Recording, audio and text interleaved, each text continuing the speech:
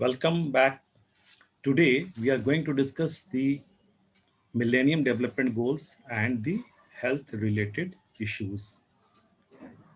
We know that the Millennium Development Goals are very important.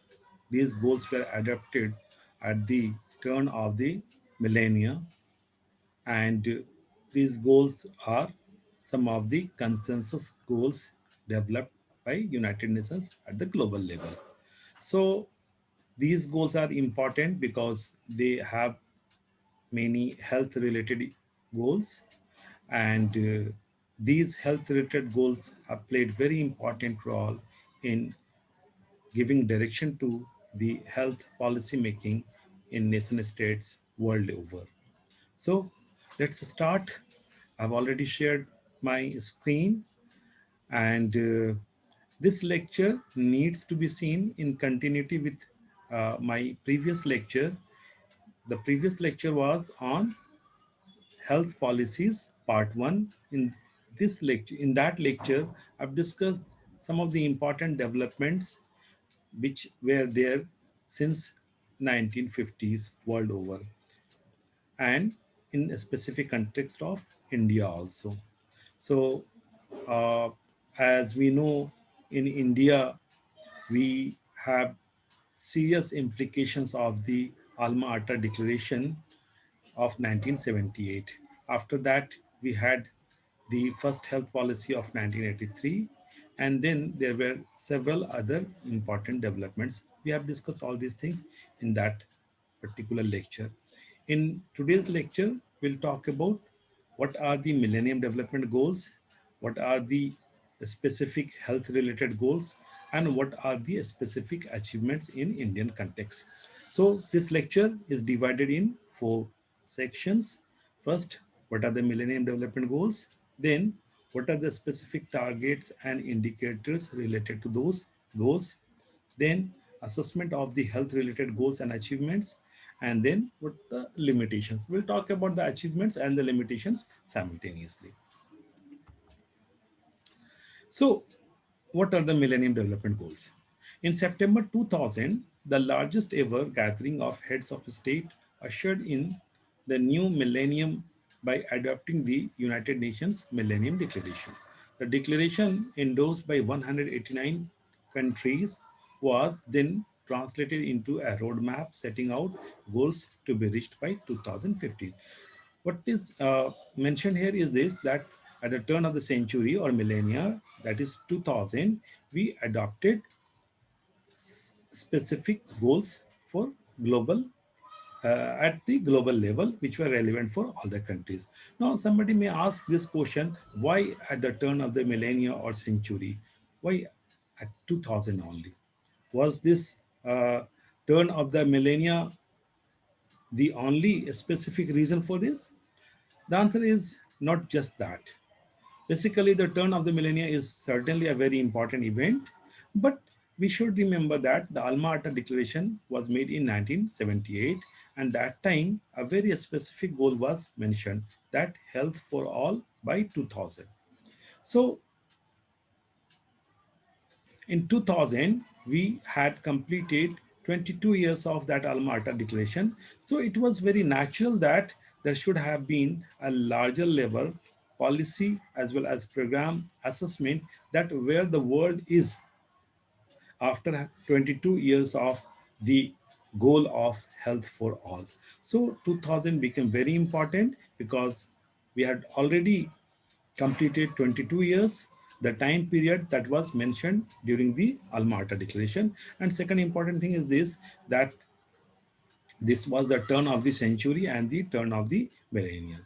And the third important thing is this, that in the 90s, the world has witnessed the trio of liberalization, privatization, and globalization. So because of this increasing force of globalization, several changes took place globally.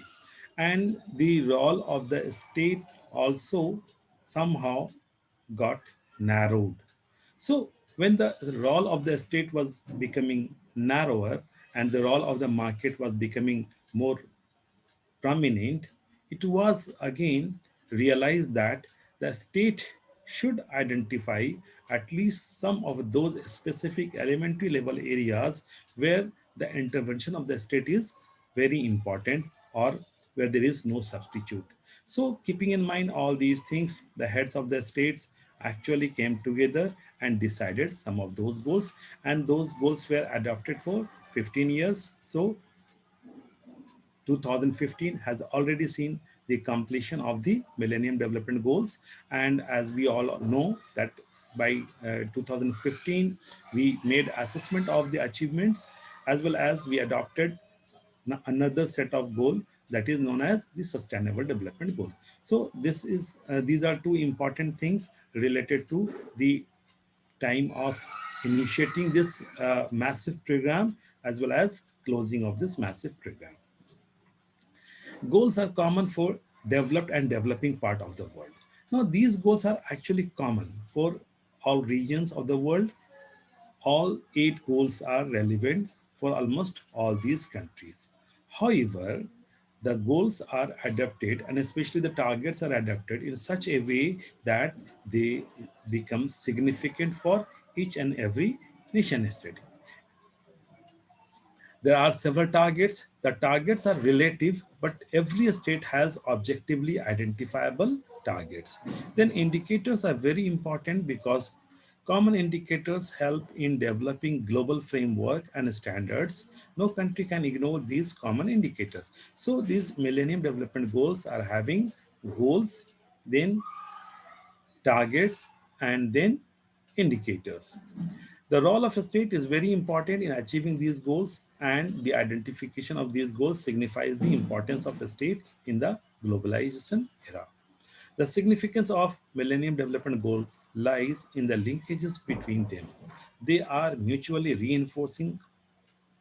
They are a mutually reinforcing framework to improve overall human development.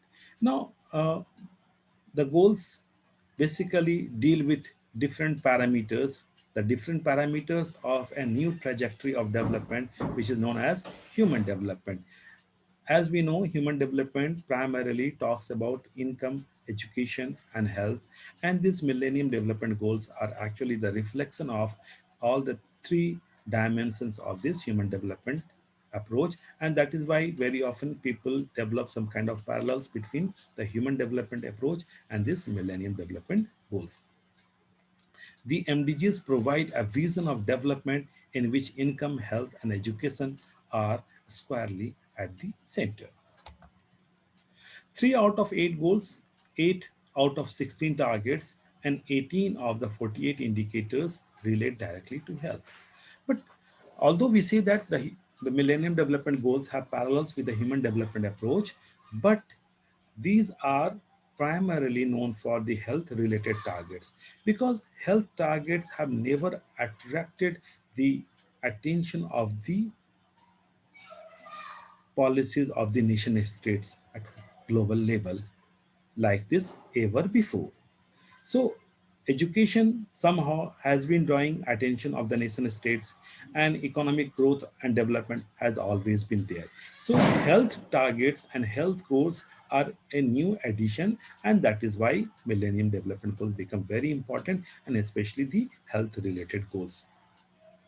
Since their adoption, no one has been able to say that development is just about economic growth. So this Millennium Development Goal actually gives some kind of substitute, an alternative paradigm of development.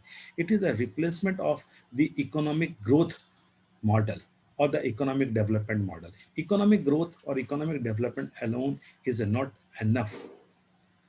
Here, the education and income related parameters are also added. And then certainly the sustainable development parameters are also added, as we will see in the specific goals. The Millennium Development Goals do not say everything that needs to be said about health and development.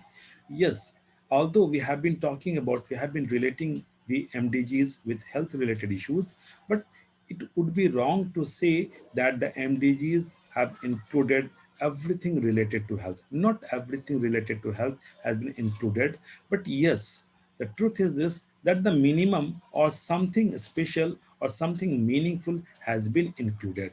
This is important because these are included for the first time at the global level. Although we had World Health Organization, right? And then several health related issues raised by WHO and other agencies. But those issues could not become the could not attract the attention of the nation states in such a fashion as they have attracted through these Millennium Development Goals.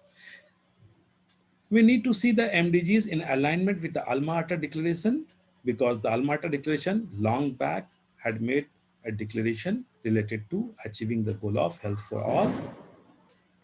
We therefore have to understand the MDGs as a form of shorthand for some of the most important outcomes that development should achieve. So basically, these are a shorthand, these are the very specific but very powerful goals. Now, I have presented all the goals and the specific targets and some of the important indicators. So the first goal is eradicate extreme poverty and hunger. Now there are targets: halve between 1990 and 2015 the proportion of people whose income is less than $1 a day. And another target is halve between 1990 and 2015 the proportion of people who suffer from hunger. So if we see these two targets, we can understand that a quantitative target is given to every country depending upon its own state of development. So, although the goals as such do not provide a quantitative goal, but the targets are fixed in such a way that every region, every nation state can have its own specific goals. For example, India may have one specific number, but we know that India has several states, and each state is differing from the other one in terms of the specific targets. So, in a specific context of country like India, or for that matter, any other country, each region or each state can have a specific relevant goal fixed by applying the module or the target of MDG. Then the second goal is achieve universal primary education. No, universal. The goal is very specific here, universal. And the target is ensure that by 2015, children everywhere, boys and girls alike, will be able to complete a full course of primary schooling. So MDGs talk about universal primary education. The third goal, promote gender equality and empower women. And the target is eliminate gender disparity in primary and secondary education, preferably by 2005, and at all levels of education no later than 2015. So these three goals are very important. Out of these three goals, two are considered very important for the health goals, but these three goals are important goals. Now we come to the other goals which are directly related to the health issues. The fourth goal is reduce child mortality. Now, this is a specific health related goal, and the target is to reduce by two-thirds between 1990 and 2015 the under 5 mortality rate. And indicator, under 5 mortality rate, then infant mortality rate, then proportion of 1-year-old children immunized against measles. Goal number 5 and 6 are also health related goals. Goal number 5 is improve maternal health, and the target is reduce by 3/4 between 1990 and 2015 the maternal mortality ratio. And the indicators are maternal mortality ratio, proportion of birth attended by skilled health personnel. Then goal number 6 is related to some of the specific disease, combat HIV, AIDS, malaria, and other disease. So HIV, AIDS, as we all know, became very important in the late 80s and 90s. They attracted the global attention, and so we find that this included in the MDGs also. So combating HIV/AIDS, malaria, and other disease is one of the specific goals of the MDG. Targets have been divided into related to this particular goal. Goal target number 7 is have halted by 2015 and begin to reverse the spread of HIV/AIDS, and similarly have halted by 2015 and begin to reverse the incidence of malaria and other major diseases. So here we also talk about the important or specific diseases. And then goal number 7 is ensure environmental sustainability, and then goal number 8 is develop a global partnership for development. So global partnership means all the developed and developing countries are there. Some kind of partnership needs to be developed so that these goals can be achieved. So these are the 8 specific goals, and then 18 targets and several indicators. Now we come to the specific health related goals and targets in a specific context of India. Goal number 4 and target 5, reduced by two-thirds between 1990 and 2005 the under 5 mortality rate, right? Now, under 5 mortality rate, we need to understand this. The under 5 mortality rate is the probability expressed as rate per 1000 live birth of a child born in a specified year dying before reaching the age of 5 if subject to current age specific mortality rate. Under 5 means basically we are trying to measure the deaths which took place within the age of 5 years per 1000 live birth. Majority of the under 5 deaths are neonatal death, which are mainly due to complications and infections happen during birth. Now, neonatal are basically deaths which may take place within 4 weeks of the birth of the child. In addition to this, the under 5 mortality rate is sensitive to a wide variety of drivers such as nutritional status of mothers, level of immunization, availability of child and maternal care services, economic conditions in the family. So there are several parameters, several issues related with under 5 mortality rate. So the goals are well defined. Now, what are the achievements? I will talk about these specific goals in terms of numbers also in the next slides. Now, the achievement as a summary, we can say that the under 5 mortality rate was estimated at 125 deaths per 1000 live birth in 1990. In 1990, it was around 125 deaths per 1000. The MDG target for under 5 mortality rate was 62 deaths per 1000 live birth by 2015. So how do we reach to this number 42?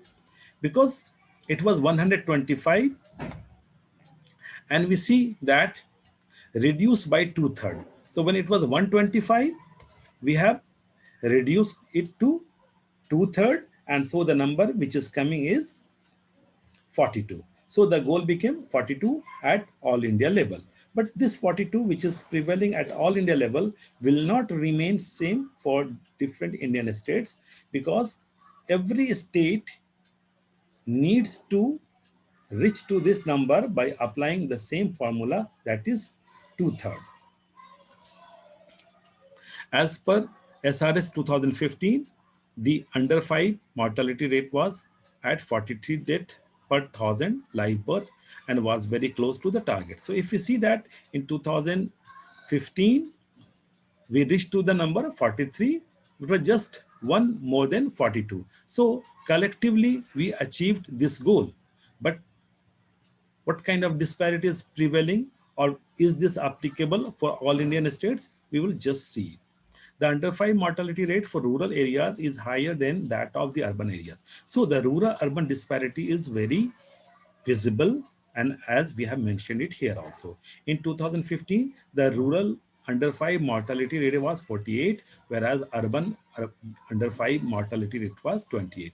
So the rural and urban, there is a huge difference. In urban areas, this is 28, and in rural areas, this is 48, just like almost like double. That means the rural areas are witnessing high under 5 mortality rate. Further, the under 5 mortality rate among females was higher than that of males at all India level. Female 45, male 40, as well as in rural. Female 50, male 46, and urban areas, female 31, male 26. That means the disparity is prevailing at the level of the gender and at the level of the space, that is rural and urban. And when we combine this rural and urban and the male and female, we happen to see that in a rural areas, the under 5 mortality among female is much higher than in the urban areas and the males. Now here are the pictures and the figures. I've taken these figures from the final country report of India, and this country report is submitted or published in the year of 2017, right? So this is the most authentic information or data available, the country report of India, and it includes latest figures, basically figures up to 2015 and 2016. So we can see that this report is basically a kind of assessment of the goals and targets as provided in the Millennium Development Goals. Just have a look or a glimpse over the prevalence of under 5 mortality rate in different states of India in the year 2015. And we can see that in Kerala, this is 13. And in a state like Madhya Pradesh and Assam, these figures are 62. So we can see that there is a huge disparity. This is almost 5 times more than Madhya Pradesh and Assam are having under 5 mortality rate almost 5 times more than what is happening in Kerala. So some of the states which are close to the goal or the national average, you can say that Kerala, Delhi, Tamil Nadu, and Maharashtra, and Punjab, and Jammu and Kashmir, these are the better performing states. Then West Bengal, Karnataka, Himachal Pradesh, Telangana, and then Jharkhand, Gujarat, Andhra Pradesh. These are also performing at a mediocre level. But there are states like Assam, Madhya Pradesh, Odisha, Uttar Pradesh, Rajasthan, Bihar, Chhattisgarh, who are among the poor performing states. Then we talk about the specific targets for each states and the achievements of the specific states. So these figures give us a very comprehensive idea about the prevalence of under 5 mortality rate in different states. It also talks about the kind of gaps and the disparities. So we can see that in Assam, there are two types of figures available. One is the target, which is marked as a green line, and then the actual prevalence, which is marked as blue line. So in Assam, we see that the target was something around 42 to 43, right? But the actual progress was much beyond this, and it was around 62. So the gap between the target and the actual performance is huge in case of Assam. But Bihar, although it has high prevalence, but keeping in mind the kind of prevalence rate which was existing in 90s, Bihar is showing much better performance in 15 years because the target and the achievement are almost similar, are congruent, are very close to each other. And in Delhi, we can see that the achievement is much better than the goal. So the goal is here and the achievement is here closer to the center. So we can see that these three states show us a complete picture. In Delhi, we have progressed much more than the target. In Bihar, the progress is around the target. And in Assam, the progress is much lesser than the target. And similarly, we can see that we can see the situation in the context of all other states. Anybody who is interested can see. In Kerala, we can see that the target was much lower and the achievement is much better, right? But somehow The achievement is not coming closer to the target, a little lagging behind, although both are less, much lesser than all Indian states. Now we come to infant mortality rate. Earlier we talked about the under 5, and now this is infant mortality rate. Very often students confuse between under 5, then infant mortality and neonatal. So we need to understand the differences also.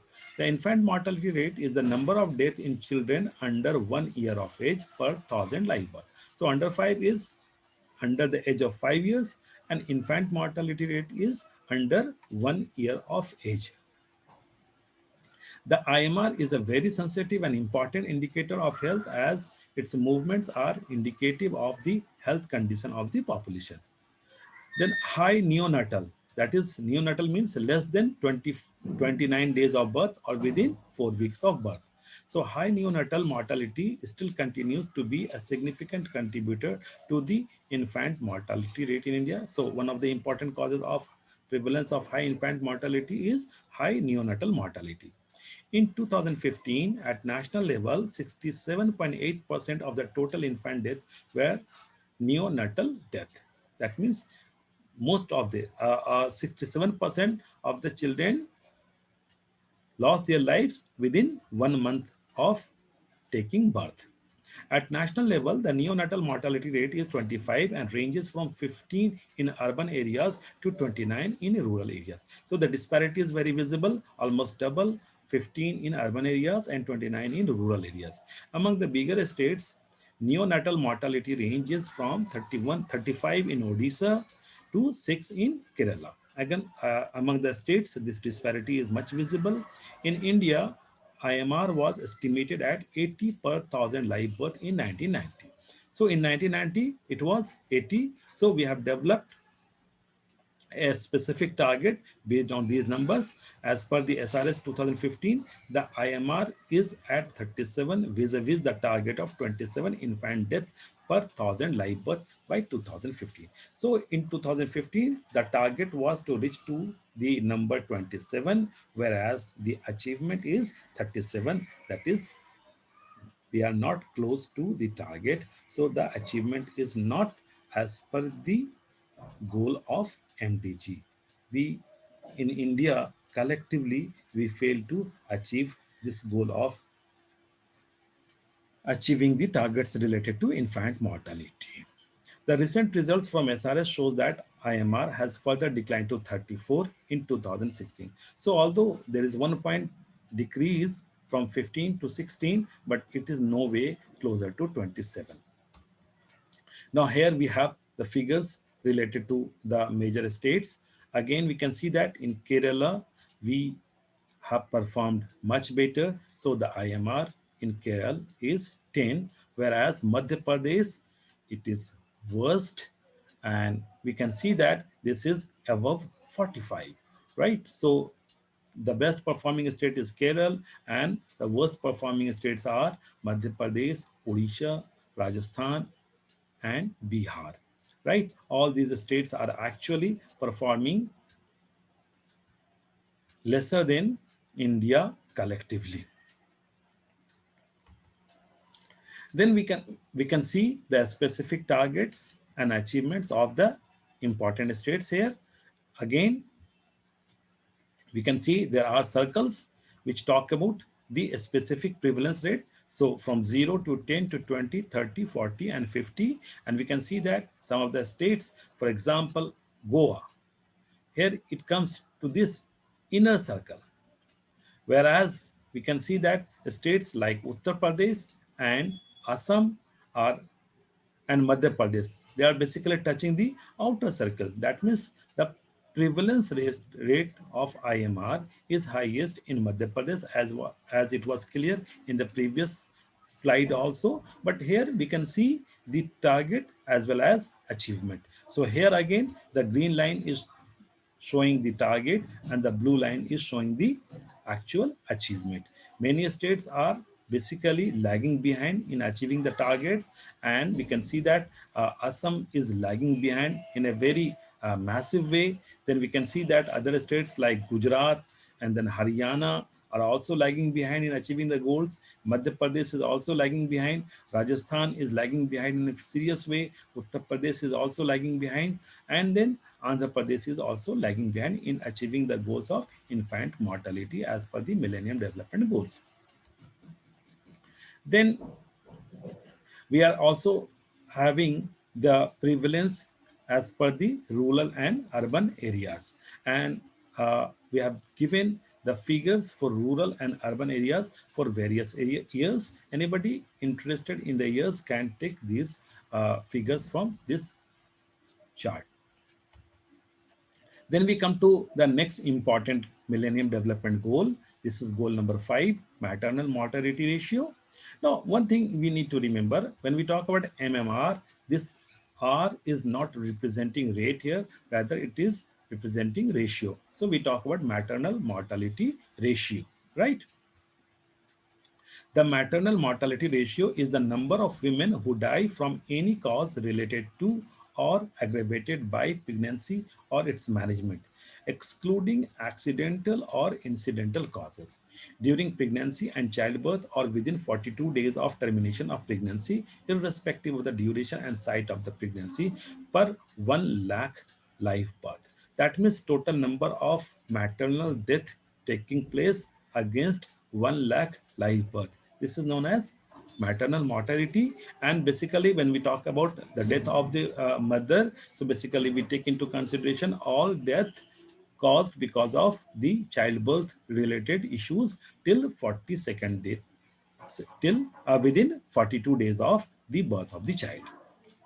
Such deaths are affected by various factors, including general health status, education, services during pregnancy and childbirth. Most maternal deaths are avoidable as the healthcare solution to prevent or manage complications are well known, improving access to antenatal care in pregnancy, skilled care during childbirth, and care and support in the weeks after childbirth will reduce maternal death significantly.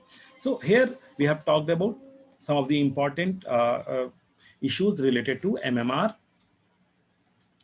Now we come to the assessment part. The MDG 5 stipulates that the MMR level be reduced by 3/4 between 1990 and 2015. In 1990, the estimated MMR was 437 per 100,000 live birth or 1 lakh live birth. In order to meet the MDG target, the MMR should be reduced to 109 per 1 lakh live birth by 2015. That means the prevalence in the 90s was around 437 and the target was to reach to the number 109 by 2015. Now, what is the actual position? As per the latest Office of the Registrar General of India estimates, the MMR status at all India level is 167. So at all India level, we were supposed to reach to the number 109, but as per the figures available for the year 11-13, these are the relevant figures available till 2015, we could reach to 167. That means again we are lagging behind in achieving the targets related to MMR. Now here we have the relative figures. State-wise, we can see that again states like Assam, then Uttar Pradesh, and other states like Madhya Pradesh, Rajasthan, Karnataka, Gujarat, etc. they vary, they are far beyond from achieving the specific targets, whereas we have states like Kerala and Maharashtra and even Andhra Pradesh and Bihar where we are closer to the targets. Now Bihar and Jharkhand, the issue is here that although the number is high, but the specific progress made during last 20 years is great, because the targets which were defined for the year 2015 have been almost closely achieved. So some states, for example Tamil Nadu, although the prevalence is low, but the actual achievement as per the MDG target is not as per the expectation. So although there is progress, but not as required under the MDG goals. So we can talk about the other states also. Now, one thing that is important here and which is coming to my mind here is this, that we need to see the prevalence of MMR and relate it with the prevalence of IMR and actually neonatal mortality, because when there is high maternal mortality ratio, then this is also related with the institutional delivery of birth and other healthcare facilities, and those factors are also playing important role in having high IMR and neonatal mortality, and that is why maternal mortality is seen in close context with the IMR and neonatal mortality. Now, these are the performance of the various states also. So we can see that the national average of India is 167, and there are several states, Bihar, Jharkhand combined, much above that to 208. Then Madhya Pradesh to 21, Odisha to 22, Rajasthan to 44, Uttar Pradesh 285, and Assam 300. These states the could not reach to the maternal mortality ratio closer to the national average also. Then we can see the decline in the MMR in terms of specific years or a specific time period. Anybody interested can calculate the figures over here. Then MMR is having another important indicator also, proportion of birth attended by skilled health personnel. Because if the birth is taking place in a institutional framework or with medical services, care services, then the possibility of MMR is basically minimum. So this is an important calculation, that what proportion of birth is actually attended by skilled health personnel. In order to reduce maternal mortality and infant mortality, it is extremely important that all birth be attended by skilled health personnel, as timely management and treatment can make the differences between life and death. The proportion of birth attended by skilled health personnel is the percentage of deliveries attended by personnel trained to give the necessary supervision, care, and advice to women during pregnancy, labor, and postpartum period, to conduct deliveries on their own and to care for the newborns. Skilled health personnel include only those who are properly trained and who have appropriate equipment and drugs. Very often people think that the trained dyes are also like the skilled worker, but it is categorically mentioned here that traditional birth attendant, even if they have received a short training course, are not to be included, because even if the traditional birth attendant has some kind of basic facility, they have some kind of basic skill, but they are not having the facilities, and especially facilities related to.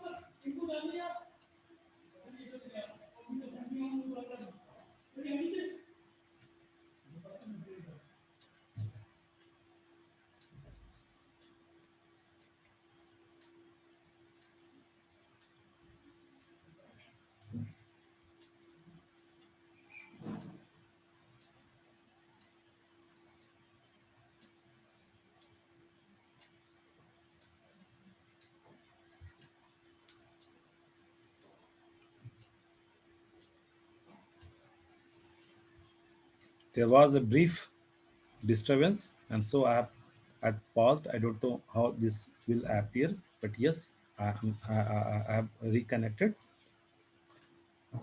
Now we were talking about the traditional birth attendants. Even if they have received a short training course, they are not to be included among those skilled health personnel. For this indicator, there is no benchmark value to be attended by 2015. However, for attaining the prescribed target for MMR, the desirable level of attainment for this indicator is taken as 100% by 2015. That means the goal was to achieve 100% institutional delivery or 100% delivery under the observation of skilled health personnel. However, the achievements are not closer to that 100% as per the NFHS 4 National Family Health Survey 4 figures. 81.4% births were assisted by a doctor, nurse, etc. Now, the next important goal number 6 is combat HIV, AIDS, malaria, and other diseases. Now, goal 6 is divided in two targets. Target number 7 have halted by 2015 and began to reverse the spread of HIV/AIDS. That means by 15 we should have controlled completely HIV/AIDS. Have halted. Right now, here we can talk about the prevalence and other things in a specific context. First, the adult HIV prevalence. That means the prevalence of HIV in the age group 15 to 49. In 2015, the national adult HIV prevalence was estimated at 0.26%, and adult HIV prevalence was 0.30% among males and 0.22% among females. At national level, a decline has been observed in the adult HIV prevalence over the years. The adult HIV prevalence at national level continued its steady decline from an estimated peak of 0.38% in 2001-3 through 0.34 in 2007 and 0.28 in 2012 to 0.26% in 2015. So we can see that the peak was 0.38 in 2001-3, and this has declined to 0.26 in 2015. So a complete halt has not been achieved, but the decline is very much there. Then people living with HIV, the total number of people living with HIV in India was estimated at 21.17 lakhs in 2015 compared with 22.26 lakhs in 2007. Children account for 6.5%, while two-fifths of the total HIV infections are among females. Then one important indicator here is because for the protection of HIV/AIDS, the most important intervention is making use of condoms. There is a difference between use of condoms and use of contraceptive. So an important parameter here is condom use to overall contraceptive use among currently married women.